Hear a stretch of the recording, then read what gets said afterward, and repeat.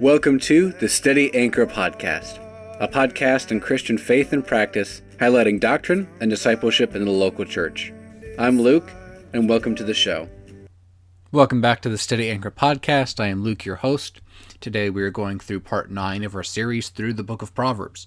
This Proverbs project where we go through a chapter of Proverbs a day for the whole for the whole month of January. Conveniently, 31 days, 31 chapters. Today we are in chapter 9. We're going to read through the chapter. We're going to talk about some of the implications, some of the intentions of the chapter, some main themes, and stuff to get out and apply in our lives. With that said, let's go into the chapter. Wisdom has built her house, and she has hewn her 7 pillars. She has slaughtered her beasts, she has mixed her wine. She has also set her table. She has sent out her young woman to call from the highest places in the town. Whoever is simple, let him turn in here. To him who lacks sense, she says, Come, eat of my bread and drink of my wine that I have mixed. Leave your simple ways and live and walk in the way of insight. Whoever corrects a scoffer gets himself abuse, and he who reproves a wicked man incurs injury. Do not reprove a scoffer, and he will hate you.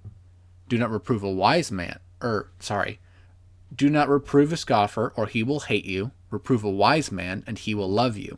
Give instruction to a wise man, and he will be wiser still. Teach a righteous man, and he will increase in learning.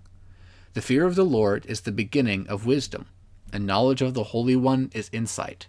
For by me your days will be multiplied, and years will be added to your life.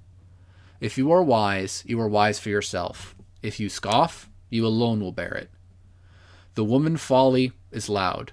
She is seductive and knows nothing. She sits at the door of her house.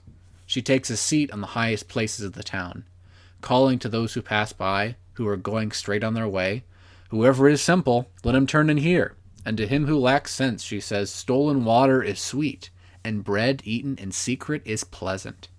But he does not know that the dead are there, that her guests are the depths of Sheol. This is the word of the Lord. So we see again in this chapter more personification of wisdom and folly. So it's like Lady Wisdom and Lady Folly are 2 women in this town. Lady Wisdom is one who is calling out. She is preparing her house for a feast.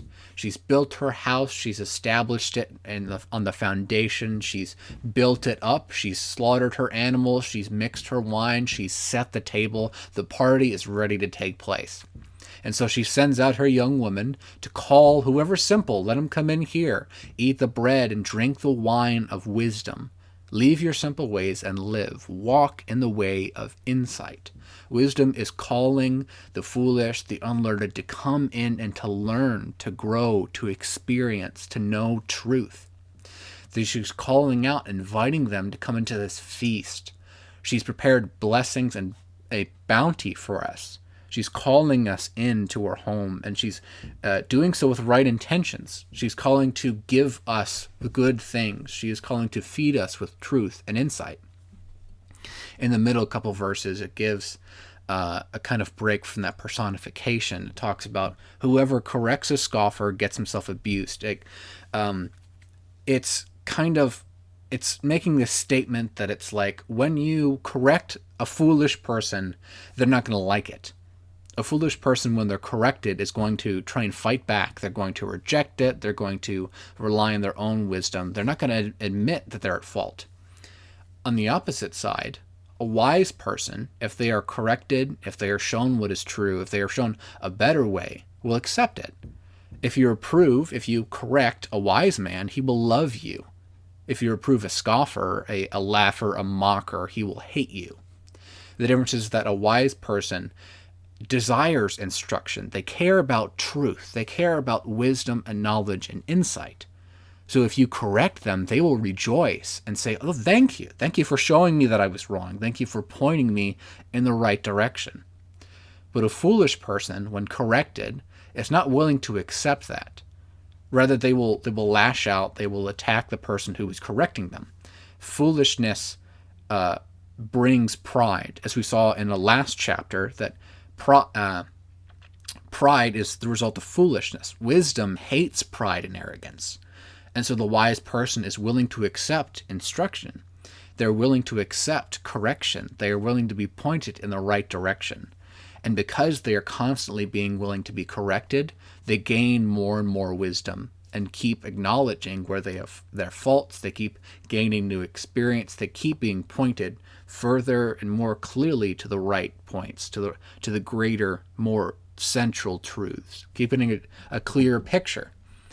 We have the reiteration of the fact that the fear of the Lord, is the beginning of wisdom, and the knowledge of the Holy One is insight. That at the base of all things, the person is truly wise is the one who fears God, who trusts God, who reveres God as holy, who knows that ultimately all truth is grounded in who God is, because we serve the God of truth, and therefore all truth is important. All truth is God's truth. And so for us to fear God, to love God, to know God, to worship God, that is true wisdom.